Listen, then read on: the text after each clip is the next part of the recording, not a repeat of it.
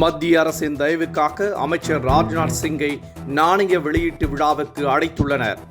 திமுக பாஜக நாடகத்தை நடிகர் ரஜினிகாந்த் வெளிப்படையாக பேசியுள்ளதாக எடப்பாடி பழனிசாமி விமர்சனம்.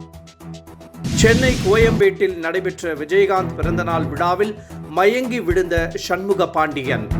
தந்தையின் பிறந்தநாள் விழாவில் பங்கேற்ற சண்முக பாண்டியன் திடீரென மயங்கியதால் பரபரப்பு.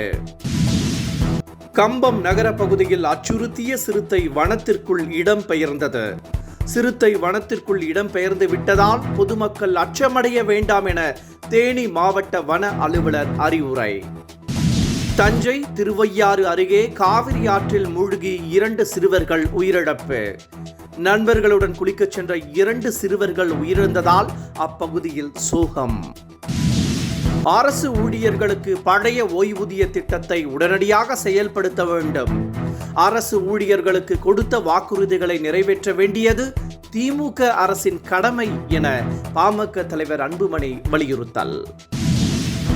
ஆரத்தி எடுத்து வரவேற்ற பெண்களுக்கு பிரதமர் மோடி திருப்பி ஆரத்தி எடுத்ததால் பரபரப்பு.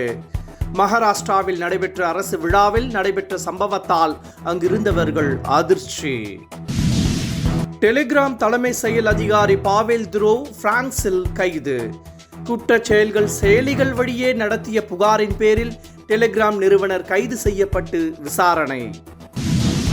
பாகிஸ்தான் ராவல்பிண்டி அருகே பேருந்து கவிழ்ந்த விபத்தில் 30 பேர் உயிரிழப்பு.